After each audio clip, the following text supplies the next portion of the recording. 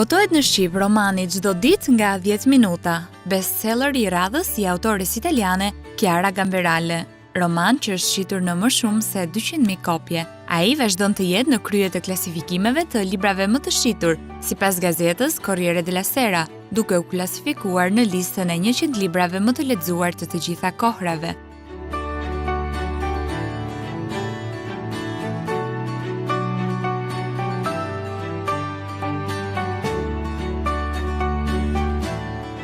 Autoria italiane e përkthyer tashmë në 14 gjuhë të tjera, vjen për herë të parë në Shqip nga gjuha origjinale, fal shtëpisë botuese Toena dhe përkthyeses Aurora Kënga. Çdo ditë nga 10 minuta është historia e një gruaje të re, 36 vjeçare, e cila besonte se kishte gjithçka që kishte ndëruar në jetën e saj, por jo gjithçka që besojmë përputhet me realitetin që jetojmë. Edhe Chiara, personazhi kryesor I romanit, do të duhet të përjetojë jashtë vullnetit të saj historinë e ndarjes me shokun e jetës, I cili e braktis për një vajzë më të re. E për më keq, do të humbas pas kësaj edhe vendin e punës, apartamentin në të cilin kishte jetuar në çift dhe kuptimin e jetës. Kështu nis në të vërtetë historia e 10 minutave ndryshe në jetën e saj të përditshme. Për të dalë nga gjendja depresive, për t'i shpëtuar pa kuptimësisë së ditëve të saj të zbrasta dhe netëve të saj plot ankthe, ajo nis të frekuentojë një psikologe, e cila jep recetën e rizbulimit të vetvetes dhe harmonisë me botën që e rrethon. Por a do të mjaftojnë 10 minuta ndryshe për një muaj rresht që ajo të risjell gëzim dhe ekuilibër në jetën e saj?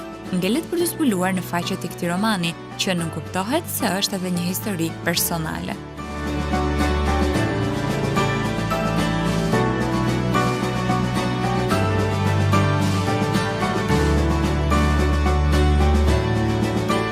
Murgu I marr I Rusisë, Iliodor, nga Sergej Trufanov.